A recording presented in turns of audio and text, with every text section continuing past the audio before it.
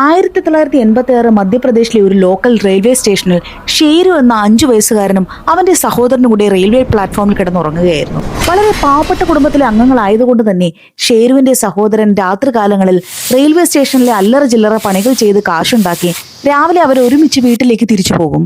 എന്നാൽ അന്നേ ദിവസം രാത്രി സഹോദരൻ ജോലിക്ക് പോയ സമയത്ത് പ്ലാറ്റ്ഫോമിൽ കിടന്നുറങ്ങിയ ഷേരു ഉറക്കമുണർന്നപ്പോൾ സഹോദരനെ തിരക്കുകയും ഉറക്കത്തിന്റെ ചുവയിൽ തൊട്ടു മുന്നിൽ കിടന്ന ഒരു ട്രെയിനിനകത്തേക്ക് കയറി ട്രെയിനിനുള്ളിൽ ഇരുന്ന് ഉറങ്ങുകയും ചെയ്തു. ഷേരു ഉറക്കമുണർന്നപ്പോഴേക്കും ട്രെയിൻ ഏകദേശം 1500 കിലോമീറ്ററുകൾ കടന്ന് കൊൽക്കത്തയിൽ എത്തിയിരുന്നു. ട്രെയിനിന് പുറത്തിറങ്ങിയ ഷേരുവിന് സ്ഥലവും ആളുകളെയും ഭാഷയും ഒന്നും തന്നെ മനസ്സിലായില്ല. അവിടെ തെരുവിൽ അലഞ്ഞു നടന്ന ഷേരുവിനെ ആരോ ഓർഫനേജിൽ എത്തിക്കുകയും ഓർഫനേജിൽ നിന്ന് ഒരു ഓസ്ട്രേലിയൻ കുടുംബം അവനെ ദത്തെടുത്ത് ഓസ്ട്രേലിയയിലേക്ക് കൊണ്ടുപോവുകയും ചെയ്തു.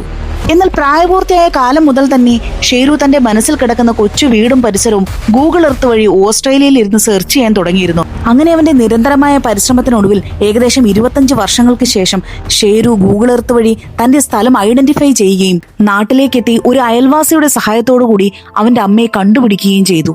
അപ്പോഴാണ് അവൻ അറിയുന്നത് അവനെ നഷ്ടപ്പെട്ട ദിവസം രാത്രി അവന്റെ സഹോദരൻ അവനെ തിരക്കി എല്ലാ റെയിൽവേ ട്രാക്കുകളിൽ കൂടി ഓടുകയും ഒരു ട്രെയിൻ തട്ടി മരണപ്പെടുകയും ചെയ്തിരുന്നു എന്നുള്ള കാര്യം.